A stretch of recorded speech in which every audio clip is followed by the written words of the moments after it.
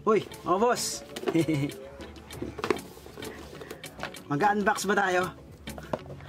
Unbox tayo ng TV box. Wag na. Marami na nag-unbox nito eh. Alam nyo na ito eh. Ilan lang na ilaman ito. Box, power adapter, HDMI, walang kwentang manual. Hindi ba? Yan o. Mga Chinese TV box. Gawin natin mga boss, siguro isa-isa lang. Yan. Una-muna, TV box natin. MXQ. Nagbigay tayo ng pinaka-honest na review, pinaka-in-depth na review. Siguro medyo technical na review para sa mga henyo natin diyan, mga magagaling na na viewer. Unboxing muna tayo mga bossing ha. Unboxing na hindi nagbubukas ng box. Ayoko na mag-unbox eh. Ayoko gaya-gaya eh. Dami na nag-unbox nito eh. Bahala na sila dun.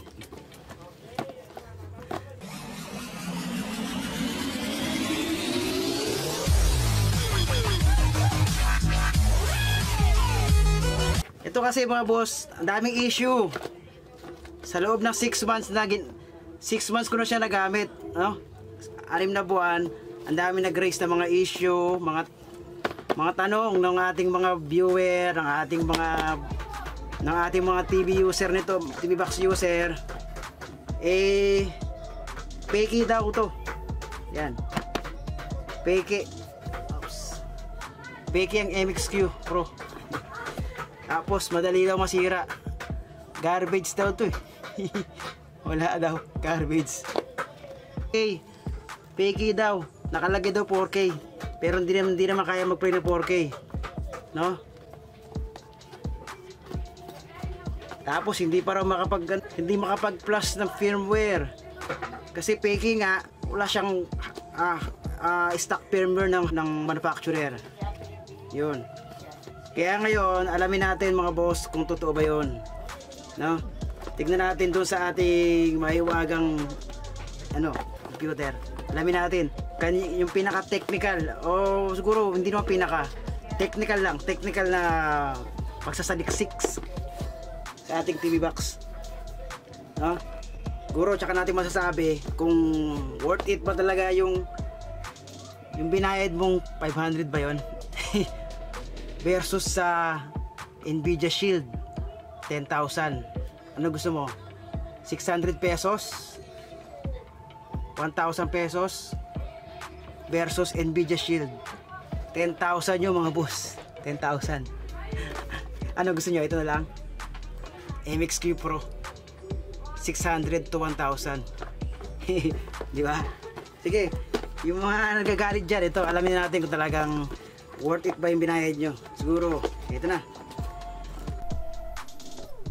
Okay, andito po tayo sa main interface ng ating MXQ Pro. Yan, ayan po yung alam nyo na po yan. Ang gagawin natin mga boss dito, pasukin po natin yung sikat na AIDA 64 na paborito ng mga ating mga techie na Android TV box user.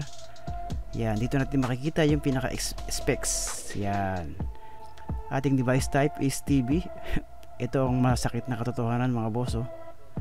Bakit ginawa ni AIDA sa atin to? Ginawang niyang fake yung ating TV box. Yan. Anyway, manufacturer niya is Rockchip, nakalagay dyan. Android. Okay, Rockchip. Meron tayong installed na RAM na 4GB. Ayan. Meron tayong available memory. Ang internal natin is 19 na lang natira. Bakit 19? Dapat yan 32. Kasi 4GB and 32. Kasi ginamit na po yan mga boss sa operating system. Kaya 19 na lang natira. Okay. Ito yung external ko. Under ng CPU, tignan natin yung CPU natin. Ito yung pinaka CPU natin mga boss. Rockchip tayo, 3229. Yan. Yan, meron tayong 32-bit ARM v7 CPU natin, 32-bit. Ang ating clock speed is 400 to 1200 MHz or 1.2 GHz. Okay. Supported natin is 30. Ito mga boss, tandaan nyo ito. 32 bit tayo ha. Yan, ayan gusto kong tandaan nyo, yung 32 bit. Tsaka ito pa, ating CPU is Rockchip 3229. Yan, ayan yung pinaka, ayan lang may mga importante. Yung ating clock speed natin is 1.2 GHz or 1200 MHz. Yan. Under ng display, makikita natin is 1280 by 720 yung kanyang display. Okay. Ang GPU natin is ARM. Ito pa mga boss, ito gusto kong tandaan nyo yan. Yung ating GPU is Mali 400 MP. Okay, Mali 400 MP. Meron tayong 60Hz. Ito pa mga boss, yung ating pong GPU version natin or OpenGL ES version. Yan, 3.1. Yan, 3.1. Ganito kasi mga boss, no, kadalasan yung mga magagandang GPU, ang version agad dyan is 3.2, no? Yung mga 3.2 na GPU is good siya for gaming, pataas. Yan. Ngayon, dahil nga ang ating GPU is Mali 400 lang, wala po siyang kakayahan sa 3.2, kaya 3.1 lang yung version. Yan. Ito kasing Mali 400 na GPU or graphics processing unit sa PC is video card. Ano lang to? Pangatlo sa pinakamababa. Okay? Tuloy natin yung atin. Okay, then pasok tayo sa ating Android. Check natin tong Android natin. Yan, ang Android natin is Android 7.1, hindi po Android 10. Okay, Nougat lang tayo. Yan po ang katotohanan sa ating MXQ Pro. Rooted device natin, yes, naka-rooted po tayo. Yan, nakita nyo? Ito, kaya lang naging Android 10 kung napapansin nyo, dahil yan, binago po nila yan dito sa build. Yan, ginawa nila DBBox 10.1. Pwede po kasing magalaw po yan eh. Yan, kaya kung makikita nyo sa ating simple settings, 10.1 ang nakalagay, pero ang totoo is Android 7 lang siya, 7.1. Yung ating thermal is yan ang maganda lang sa kanya, dahil hindi siya mabilis mag-init. Ito ay isang importante mga boss na gusto kong ipaalam din sa inyo, yung codecs na tinatawag. Yan po yung nasa ating box, MXQ box, yung HEVC or high efficiency video compression. Yan po yung 265 na tinatawag is H265. Yan po yung pinaka latest na video compression sa ngayon. Yan, siya po yung mga compression na kayang mag-handle ng mga 4K na video. Yan ang kagandahan lang sa kanya, dahil efficient siya. Kasi meron tayong 263, 264 and then 265.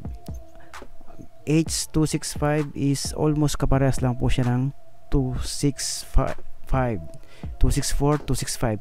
Parehas lang po yan. Ang pinagkaiba lang nila, yung ating 265 is efficient po.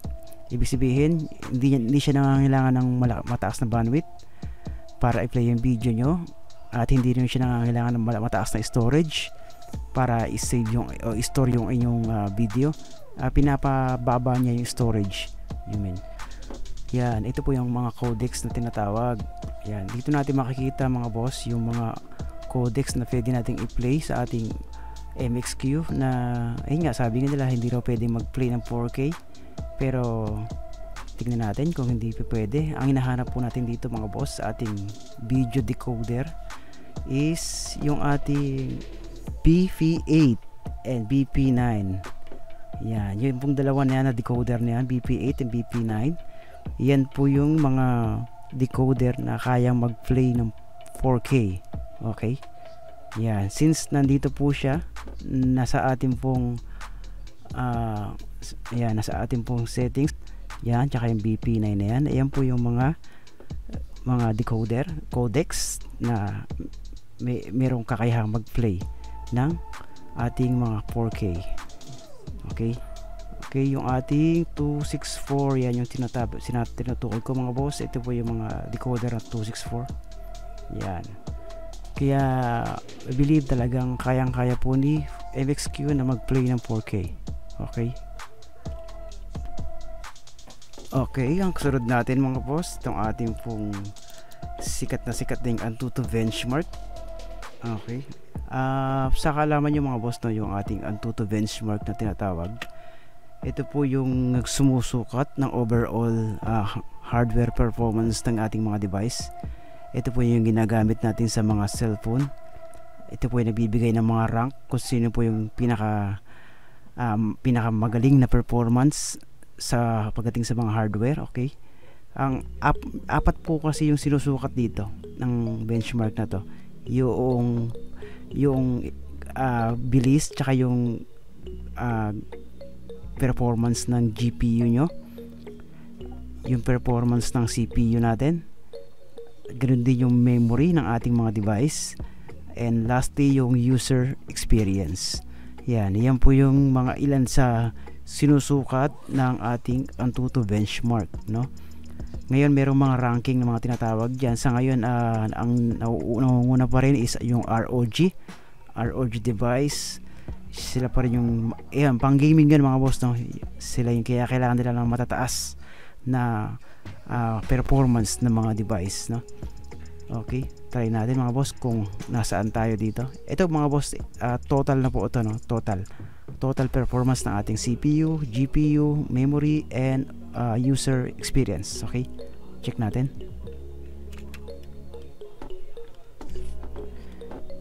Yan, fast forward ko lang ng konti mga boss para hindi magtagal. Fast forward natin. Fast forward. Yan, sinusukat niya yan. Kung pamilyar kayo sa mga ganyan, sa pagtetest ng benchmark na inyong device, yan, lumalabas po yan.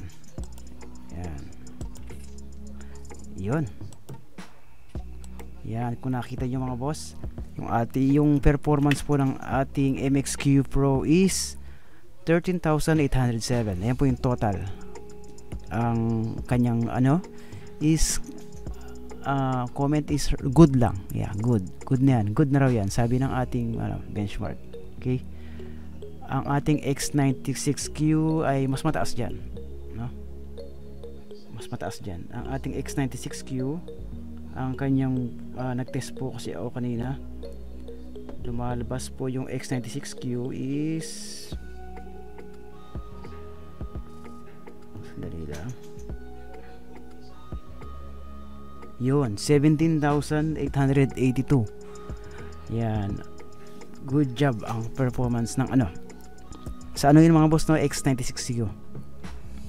Yan, 17,882. Pero yung ating MXQ is 13,000 lang, 807. Yan yung overall performance ng ating device. Ngayon meron pa tayong isa, yung ating Tanix. Yun po yung nakakuha ng pinaka the best na performance sa tatlo, no? Umabot siya ng 20,000 sa ranking. Okay, yan yung reality ng ating MXQ. Okay, yan, kung gusto nyo pong makita yung details nya, click nyo lang dyan. Yan, makikita nyo yung specific, yung mga tines. Yan, pwede nyo i-click yan. Yan, ayun yung mga laman yan. Okay, yan yung ranking natin mga boss. Yan, 13,807. Anong ibig sabihin yan? Hindi siya very good. Good lang. Yun lang mga boss. Okay, kung sa mga cellphone kasi to, nasa siya mababa siya sa Redmi 8, 20,000 na. Ang Redmi kasi is 20,000 ang ranking niya. Halos kapares lang siya ng Tanix ko. Mababa pa tayo sa Redmi 8. Ito tayo mga boss. Kung aware kayo sa mga original na MXQ, ito yung mga original niya. Ito yung review ng ating mga vlogger. Yan, makiki-review lang tayo. Yan. Yan, ayan ang original na MXQ Pro. Makikita natin, yan, yung mga pros niya, yan, perfect for Kodi, high performance quad core. Yan, quad core naman siya, tama naman yung ating MXQ, quad core din siya. Tapos yung ito lang, dito lang tayo nagkaiba dahil yung kanyang GPU is pentacore. Okay? Pentacore ang kanilang GPU. Sa ating po kasi hindi siya pentacore. Okay, 4K support. Parehas po tayo dyan sa ating MXQ fake. Meron tayong 4K support. Yan, low price din sila. Although nagra-range naman yung price nito, yung mga unang labas nito is 1,500 to 1,700. Yan yung normal price. Usually sa Amazon meron ganyan. Yan. And then, yan din yung mga cons niya. Yan, mga boring design. Okay. Tapos only 1 gig lang. Yan yung mga original 1 gig. Tapos yung bago ngayon yung 2 gig. No? Yan, ang isa pang cons niya is wala siyang Bluetooth support.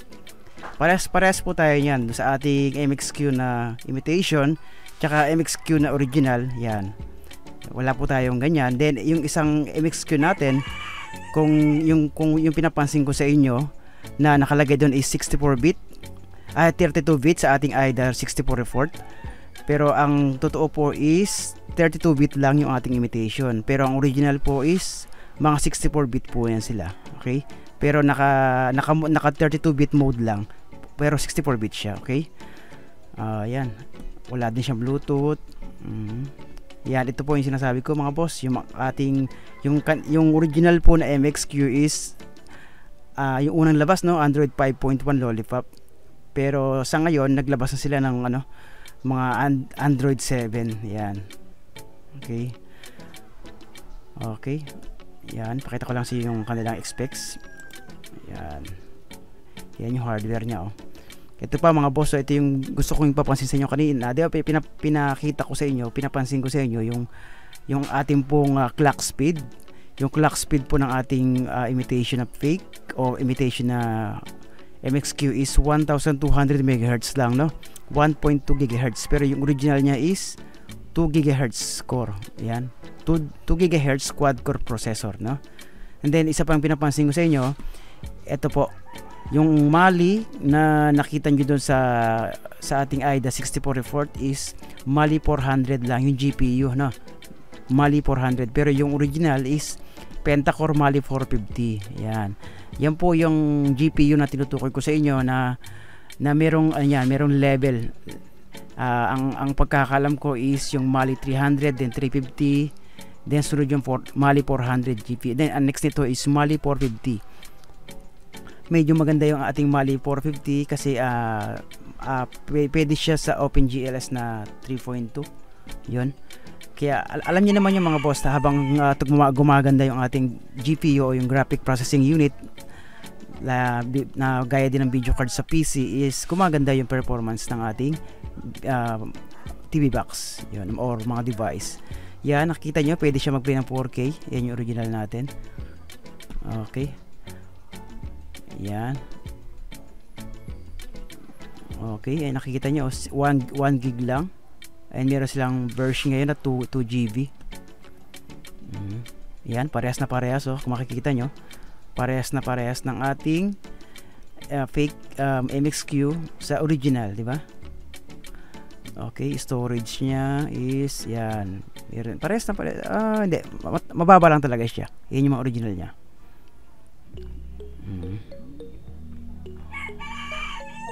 Yan, oh. Connectivity natin is Wi-Fi. Okay, parehas din. Yan, doesn't support Bluetooth, parehas din. Yung operating system natin, ang nakalagay sa ating imitation is 10.1. Yung isa na namang fake claim, nakalagay is 10.1, Android 10.1, pero nakita nga natin sa AIDA 64 report is lang siya, Android 7.1, no? Yan, ayun po yung actually pinaka-latest ng MXQ Pro. Pero ito kasi ito yung mga naunang labas nila, Android 5.1 to Android 6.0 Marshmallow. Yan, ayun lang daw yung mga drawback ng iba. Dahil medyo mababa pa nga yung kanilang operating system na Android. Pero pwede ka naman magpalit niyan kung gusto mo. O pwede ka naman, na-update naman niya sa yung firmware nila. Okay.